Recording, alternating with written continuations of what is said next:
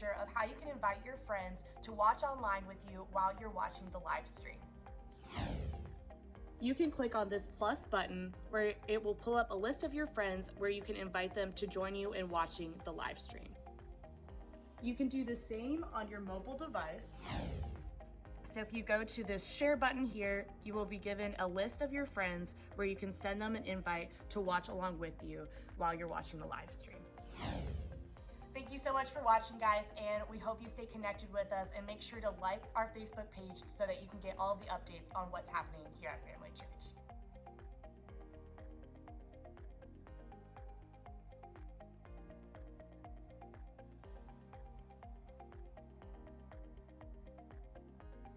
Hi guys, I'm Katie, and we at Family Church wanted to show you guys how to give on our live stream website. At live.ourfamily.church, you will see the option to give online on the right-hand side of your screen. You will be taken to a safe environment where you can see that your connection is secure.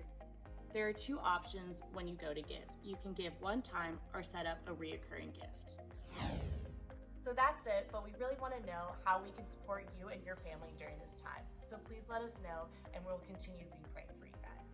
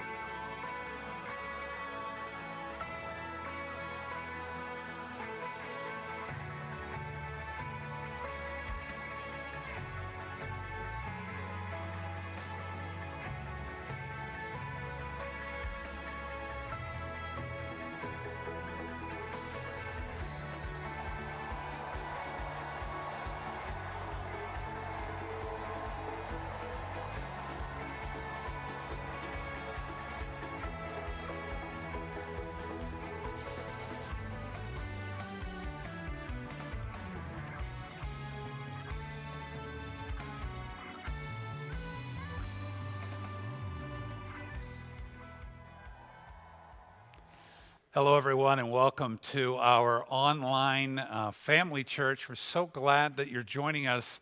Every night we're trying to mix it up, do some different things. We think it's a topic you're really going to enjoy. We think it's really going to be something that there are families out there that are really struggling during this time. Before we start, though, just want to give you a few announcements. First of all, hit that share button right now. Boy, we are seeing the power of the share happening. You know, at Easter, Chuck was giving us some numbers of like about 9,000 people in 53 countries. And, it was pretty amazing the amount of people we were able to reach. And it was because of the share button. So who knows who's going to be able to see this on your Facebook page. And so if you could hit that right now, and we would be able to reach somebody right now that we couldn't reach any other way except through you. The other thing is check out our resources page for our students, for our kids. And we got small groups, online small groups on there also.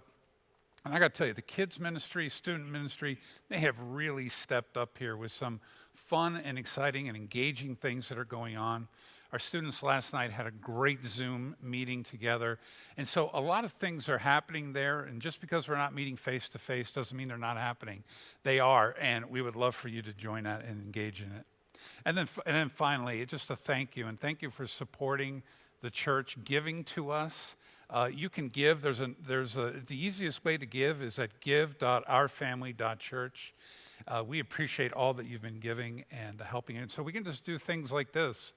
It's new, it's unique, but we're finding that people are really engaging in our church through everything that's going on online. Well, today's topic, our church is focused on special needs. And it's because of Chuck Carter, our lead pastor, with his son Zach. He's really brought that ministry here. And so it's opened our eyes to many of us in what are the needs out there for special needs families. So we thought today, as we look at the pandemic and everything that's happening, and what is the effects that it's having on families right now that have special needs. So we have a few amazing guests. So first of all, since I mentioned Chuck Carter, we have to have Gina Carter. So Gina is here today, his wife. They've been married 37 years. They have 2 sons, Seth and Zach, who is 27, and we'll be talking more about him and what's going on in their life. So we're grateful that Gina would join us here today. We also have Laura Hernandez. Laura is married to Roger. Roger's a first responder, fireman, keeping busy these days with things going on. She's a Moms Next coordinator, and that's a great ministry for when we all sort of get back to quote-unquote normal. That'll be something that you can certainly check out. That's 2 children, Gabby, 16, and then Daniel also, who's 13. Yes. So thank you for being here. So, when we think about what's going on with the pandemic, the main thing is the stay-at-home challenge that we have to face.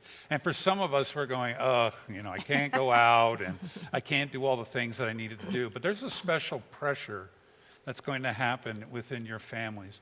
Gina, this sort of tells us, what are the things that you have to now sort of readjust to with Zach? Well, first of all, Zach loves to go. He loves going to movies. He loves going to Disney. Central Florida is the perfect place for raising a child with special needs because of Disney and all of the parks. But all that stopped, And besides that, he loves Buddy Break, Nathaniel's Hope Buddy Break that we have here at the church. He loves our Family First group that we have, and all of those are not meeting. And so it's been very hard for him, to understand, well, why can't we go these places? So why are those places important then for a special needs son? Well, first of all, anything that's bigger than life for a special needs child is really important, because for them to understand their world, things do need to be bigger than life as you try to teach them things, especially as they're younger and they're getting older.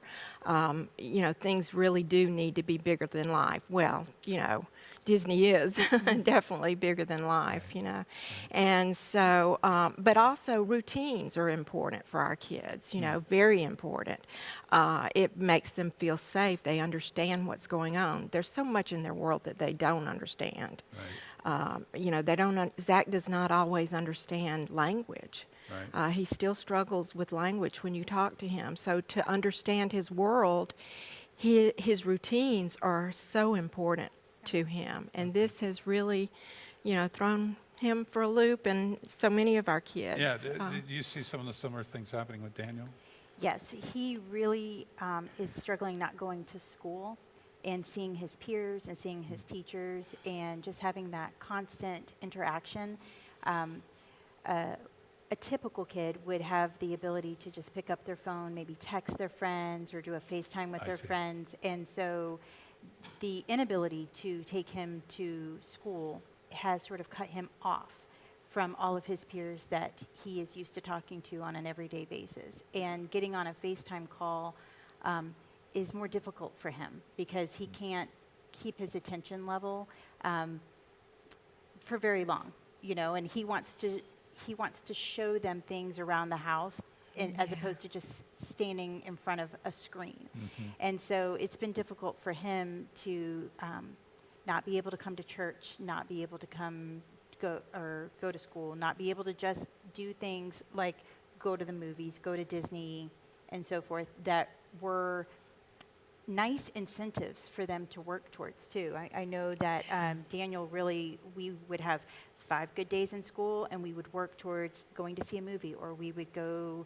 to Magic Kingdom. And when those rewards or the possibility of those rewards are taken away, it's really sort of hard for him, because you have to be really creative as a parent to make something that's worthwhile for them to work towards so that they can keep on track. So the routines that you're talking about, there's a sense of security Yes. in that, Absolutely. boundaries Yes. that helps them. Okay, so now some of those boundaries are away. What are you doing here? So what have we been? Is this the fourth week? Are we 4 weeks into I this? don't even I'm know. I've lost track. Fifth, Yeah, sixth. I think it's 2020. Yeah, I don't know. exactly. But so you've had to like quickly reestablish to have new boundaries, right, Gina? Yes, yes, and we've been able to do different things. His program, his day program, is closed right now, but we've been able to get him into another program that he was previously in, that's having a day camp for the older kids and the adults. The And schools so, and day camps are considered essential. So, yes, they are considered essential, and and so you're we are. realizing how essential they Oh, are. very Yeah, essential yeah, for yeah. us, believe me. And so that's been a godsend for us. Being able to actually come up to the church ourselves and sit on the back pew, perks of being a PK, preacher's kid, Right. Okay. it has So been. just coming back to a place that he was at before. That's helps. comfortable for That's him. You interesting. know, these are places, that he is familiar with. He loves coming to church, and this is crucial for him. He knows he can't touch people. He elbow bumps. He Yes. knows that now. So, So what about with Daniel? What are the new sort of boundaries and routines that you've had to develop during this time? So we've been very fortunate with Daniel's school that they have done some online learning, and so he gets to interact with his teachers through FaceTime or through Zoom or Microsoft Teams, and our morning schedule is set in maybe about an hour where he gets to do a little bit of reading and math and so forth. I have an education background, so I've been trying to keep up as much of a normal school day as possible, but giving myself and just Daniel lots of grace in this situation, in that some days it just doesn't happen, and some days we're firing on all cylinders. We take lots of walks around our neighborhood, and we try to make it fun for him. So we do a scavenger hunt. Each member of the family picks an item that we're on the search for, and we make it sort of like a quest. And then when we walk around the neighborhood, we look for those things. And then because Daniel is 13 and has discovered the world of selfies, he wants to take pictures with those items, like the black cat, the red car. And we're just sort of having fun with that and sort of trying to make it a theme, just to give him something to look forward to. Are there what sort of new sort of routines? So you've been coming up here. Are you also sort of discovering walks and going outside instead of movies and absolutely theme walks, but he still is able to. His personal support people are still in his life, and also people in our lives who have FaceTimed him, and we have such a great support system of people who love Zach, and who are concerned about him. How's he doing with this? And so it's been wonderful to, have these people who will call him, and sure, he doesn't stay in front of the phone too terribly long, but he's tickled to death to actually see these people and all. And for us to keep an even keel, these kids pick up on our emotions so much. And so it's so important for us to remember to stay calm and, just trust Jesus, and let them know that that's what we're doing, because they do pick up on our emotions. If we're stressed, if we are upset, if we're not handling this well, then they won't either. Yeah. So. You work so hard to create these boundaries and create these routines and everything. With what's going on here right now, is it a setback in sort of the things that you've established, or are they pretty adaptable? Like, is Daniel pretty adaptable to all of the things that's been happening and sort of rolled with it? He is, and that is because as a family, we have sort of drilled into our kids since day one, we're just going to go with the flow. And my mom sent me a really great article that said, special needs parents actually already have the coping mechanisms to deal with what's going on, because we have already learned how to establish a new normal in our lives. We did that years ago. Oh, And we also know how to handle ambiguity and when's this going to end? I don't know. It's okay. We'll just figure it out, and we'll make today the best it is. And we also know how to celebrate the small victories and just sort of focus on what we can control and let go of what we can't control. And that happened for us when our child got diagnosed, or when our child was born, or whenever that diagnosis came in.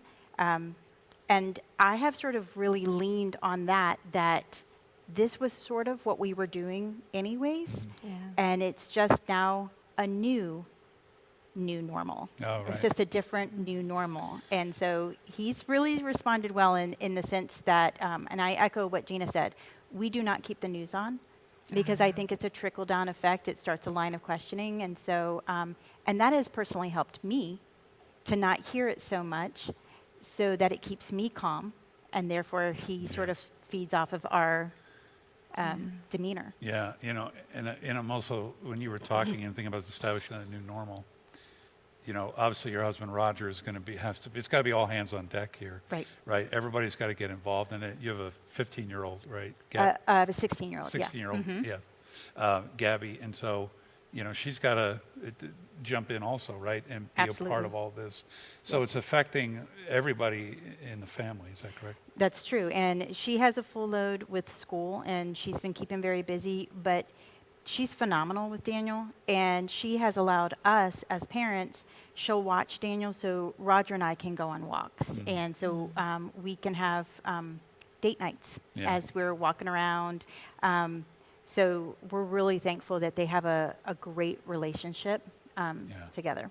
And and hopefully when we have the buddy breaks back and we have our Sunday mornings, and we can get everyone back into our special needs rooms and special needs routines, it's going to be quite a relief. But in the meantime, Absolutely. I mean, another thing with you, and I know the stress that Chuck is under and the Yeah. amount of things he has to deal with. So you have that at home, but there's really nobody else there to support. But you have a lot of outside people that come in and help you also, and that's Yes. helped and saved you many times. Oh, absolutely. Like I said, our support system is wonderful. Yeah.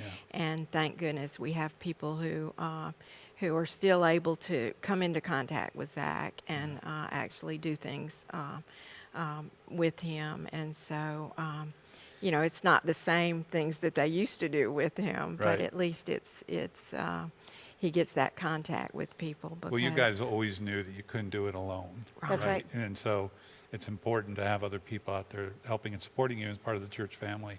Hopefully you're getting that, and there's other people in there. You got small groups, and that hopefully they're helping out during this time. But you guys have been great. We're just so impressed, with everything that you're doing during this time. Very, very much an inspiration. We hope there are people out there to saw what you're doing. Maybe they've adapting some of those things also. So thanks for being here. We have other great guests too, and I want to bring them up here. We have Chris Saylor.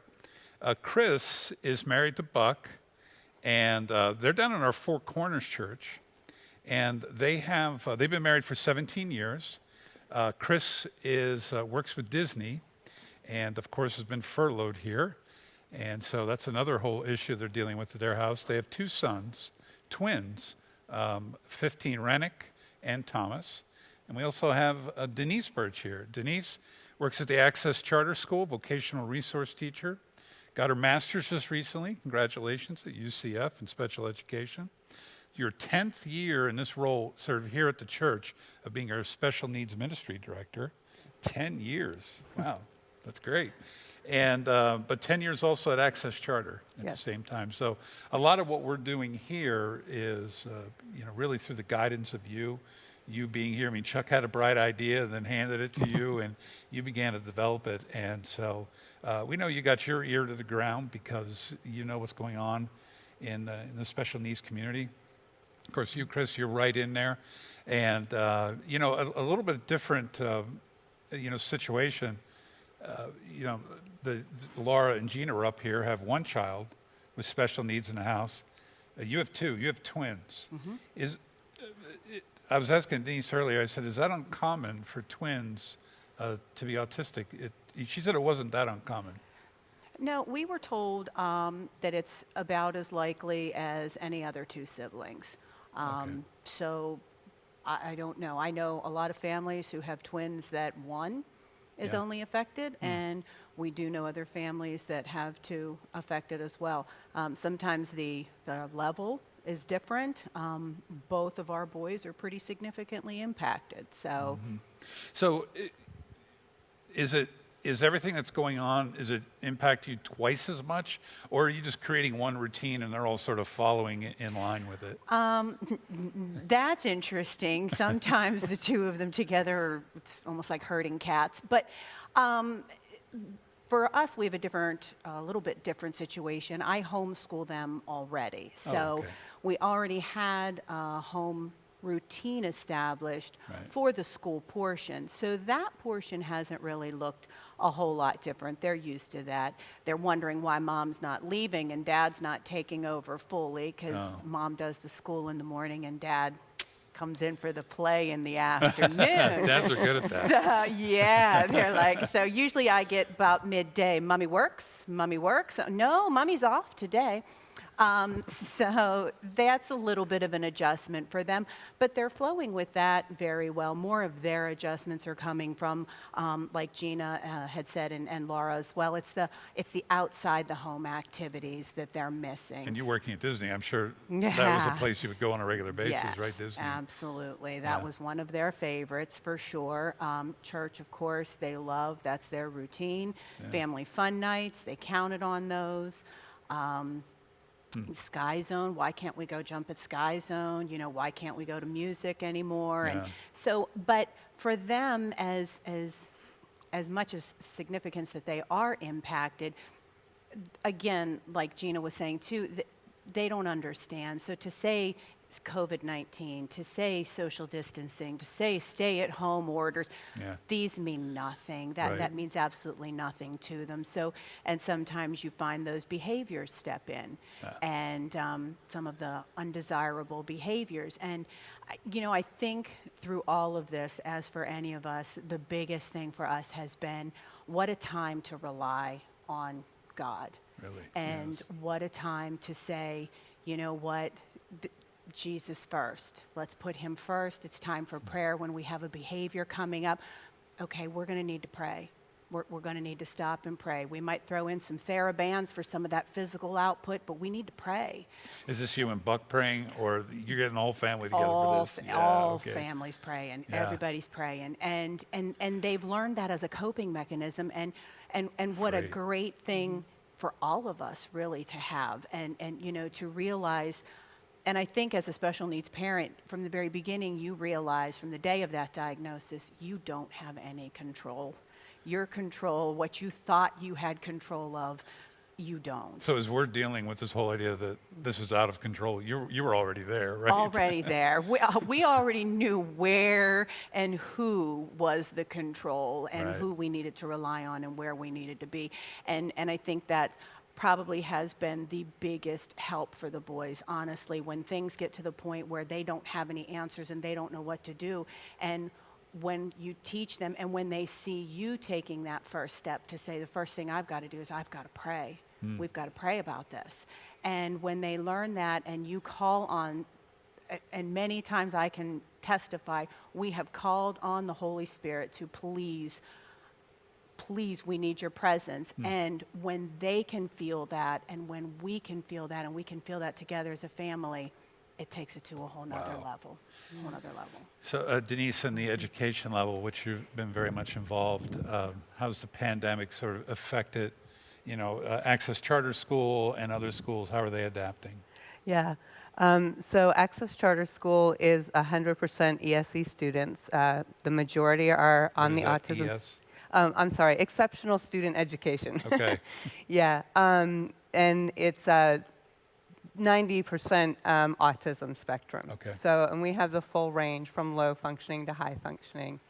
My particular, so what we're doing is we are doing online instruction. Okay. We're required to give 3 hours every weekday of online instruction. Okay. And So what that looks like is me on the end of my camera on my computer giving instruction through a Zoom meeting. To how many at a time? So I have 13 homeroom students. Oh, So for the most part, all of them have been, all except one have been participating in at least one session. So what I do is I have an hour, we take a break for an hour, I have another hour, we take a break for lunch, and we have another hour to kind of split it up, because it's really difficult for them to focus for that amount of time. I mean, you know, we all, if we're on Zoom meetings, we're probably after about 30 minutes or so getting a little bored and like, when is it? Yeah, I mean, it's hard to just sit there and look at a screen for Yeah, that sure. amount of time. But I do have my staff that work with me in the classroom are on the Zoom meeting with me, so I can kind of lead and give the instruction, and they're kind of seeing what's going on with the students and interacting with them, getting them to participate. It's just a little more difficult because it's different than what we're yeah, used because to. like what I would assume what you would normally have is a lot of sort of interaction, hands-on, you know, eye contact and all these sort of hand motions. Right. And they're missing all of that. So is this, so what's happening now? Do you think do you think there's going to be any sort of long-term impact that it'll have on special needs students because they're sort of missing, because now we got summer coming up and who knows if we're going back to school. Yeah. Do you see that it's going to be more difficult now as we get back into August? If everything goes as planned, that we go back to August, is it going to be hard to restart all of this? Or once again, as we've been hearing, special needs families are very adaptable. We can like that, Yeah. right? We are, but I mean, we see in schools all the time whenever we have breaks, if there's the time leading up to the break that they're all anxious and everything about the break coming, and then when we come back, it's getting back into that routine. So I think that's why with the online instruction, we've been trying to keep more routine in it.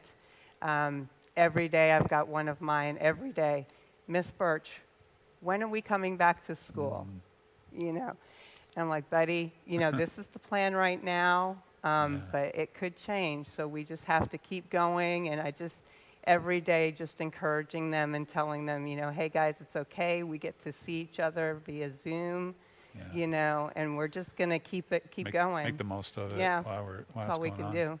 Chris, you heard from Gina and Laura also just some new normals, new routines. You were already at home, you said, so this was good for you.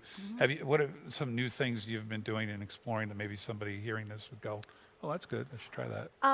A lot of, I think for us and for boys, my boys, a lot of physical activity. So as much as we can get in, lots of walks, lots of bike rides, getting in that pool. A little chilly, but you know what? We're going to get in that pool and we're going to work. So trying to, a lot of physical exercise. We're doing a lot of life skills, lots of life skill work. So What does that mean? Life skills meaning like we're unloading and loading the dishwasher, we're Oh. doing laundry, we're cleaning, we're learning a lot more of those things. Not necessarily So it's just learning. Buck that's learning all of that, or is Right. that everybody?